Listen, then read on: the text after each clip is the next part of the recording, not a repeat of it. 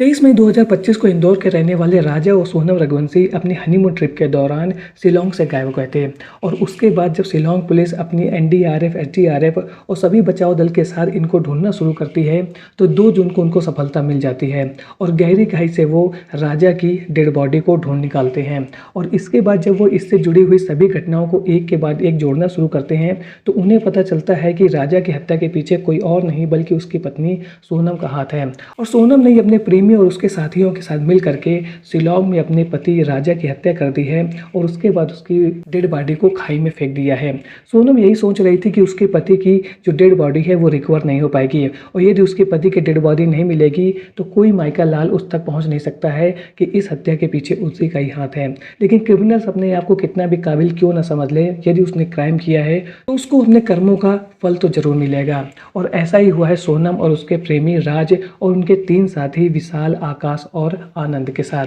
अब ये सभी जेल के अंदर हैं और शिलांग में अलग अलग काल कोठरी में अपनी सजा का इंतजार कर रहे हैं। 23 मई 2025 को राजा की हत्या किस तरीके से की गई थी आज इस वीडियो में हम जानेंगे। 17 जून को शिलांग की पुलिस इन सभी हत्यारों को लेकर के पहुंची थी शिलांग की उस खाई के पास में जहां पर इन्होंने बहुत ही निर्मम तरीके से राजा की हत्या कर दी थी और उसके बाद उसकी डेड बॉडी को ऊंची खाई से गहराई में फेंक दिया था।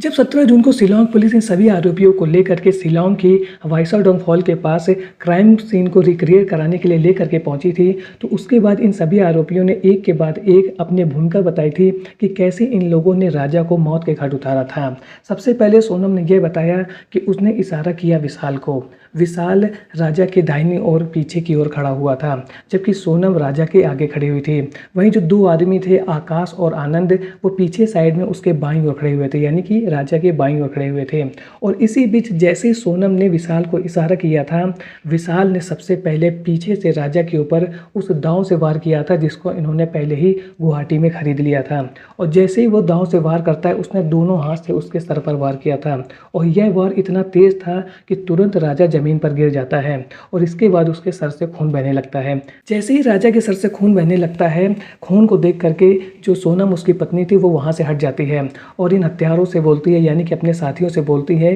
कि फिनिश द जॉब। और इसके बाद आनंद और आकाश मिल करके राजा की हत्या कर देते हैं और उसकी बॉडी को वाइसाडोंग फॉल्स के पास एक गहरी खाई में फेंक देते हैं। 23 मई को 2 बजे से 2:20 के आसपास राजा की हत्या की गई थी और उसकी पत्नी ने बड़ी ही चालाकी से 1:45 के आसपास अपनी सास से बातचीत की थी और बताया था कि राजा उसको एक जंगल वाले इलाके में लेकर के आए हैं और वहां पर वो झरना देखने के लिए जा रहे हैं। लेकिन उसने अपनी सास को इस बात का बिल्कुल भी संदेह होने नहीं दिया था कि राजा नहीं बल्कि वह, यानी कि वो सोनम खुद ही राजा को लेकर के इस जगह पर आई है और उसके इरादे क्या है, यानी कि वो 15 मिनट बाद ऐसा क्या करने वाली है, इसका अंदाजा उसने अपनी सास को बिल्कुल भी लगने नहीं दिया था। 23 मई को राजा की हत्या 2 बजे से लेकर 2:20 के बीच में की गई थी। लेकिन जिस समय ये लोग मालवा खेत गांव से नौगरियात के लिए डबल डेकर लिविंग पूल को देखने के लिए जा रहे थे, उसी समय पर वहां से बहुत सारे जो टूरिस्ट है वो लोग वापस आ रहे थे, यानी कि वो लोग डबल डेकर लिविंग जो रूट्स का पुल है उसको देख करके वापस आ रहे थे।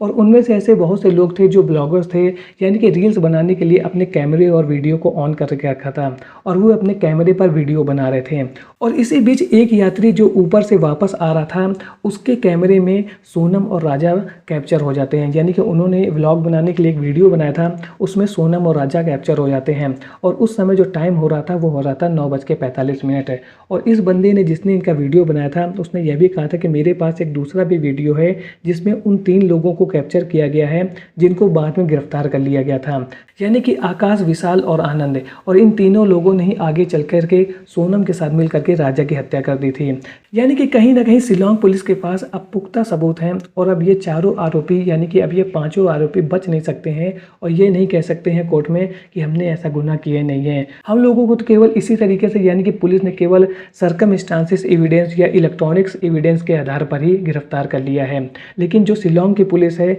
वो लगातार इस पूरी घटना को, जितने भी एविडेंस अवेलेबल हैं, वो चाहे सीसीटीवी कैमरा हो, इनकी लोकेशन हो, इन लोगों को जिनने देखा था उनके बयान हो, उन सभी को वो अपनी चार्जशीट में इंक्लूड करते जा रहे हैं। यानी कि इनकी कही हुई एक एक बात को वह उस समय अवेलेबल सभी तरीके के, यानी कि किसी भी तरीके का कुछ भी जो प्रूफ मिल रहा है, चाहे लोगों के द्वारा बताया गया हो, सीसीटीवी कैमरे में कैप्चर किया गया हो या मोबाइल लोकेशन हो या इनकी कॉल रिकॉर्ड हो, इन सभी जानकारियों को पुलिस वाले अपनी चार्जशीट में एक एक करके इंगित करते जा रहे हैं। यानी कि जो पुलिस है, शिलांग पुलिस है, वो इस केस को बहुत ही स्ट्रांगली मॉनिटर कर रही है और इसकी बहुत ही अच्छे से तैयारी कर रही है। यानी कि जब ये हत्यारे कोर्ट में पहुंचे तो ये लोग ये ना कहें कि हमने ये क्राइम किया ही नहीं है, यानी कि इनको बचने का कोई भी मौका ना दिया जाए। इस तरीके की बहुत ही अच्छी तरीके से शिलांग पुलिस ने इस पूरे केस की इन्वेस्टिगेशन की है। शिलांग पुलिस के इन सभी आरोपियों से जो पूछताछ है वो लगभग पूरी हो चुकी है और अब इसके बाद इनको जुडिशियल कस्टडी में भेज दिया गया है और अब ये लोग जेल में हैं। कुछ ही दिनों में राजा मर्डर केस की जो कार्रवाई है, यानी कि जो कानूनी लड़ाई है, वो अदालत में शुरू हो जाएगी और हम सभी लोग यही कामना कर रहे हैं कि जिन लोगों ने निर्दोष राजा को इस निर्मम तरीके से मारा है उनको कड़ी से कड़ी सजा मिले और जल्द से जल्द मिले। यानी कि इस केस को बहुत ही ज़्यादा लंबे समय तक ना खींचा जाए, जल्द से जल्द इनको सजा मिल जाए, जिससे ये एक नज़ीर बन जाएंगे उन सभी लोगों के लिए जिनके मन में इस तरीके की गंदी सोच पनपती है। तो आज का वीडियो आपको कैसा लगा कमेंट सेक्शन में ज़रूर बताएं। मिलता हूँ ऐसे एक और नए इंटरेस्टिंग वीडियो में, तब तक के लिए थैंक्स फॉर वॉचिंग।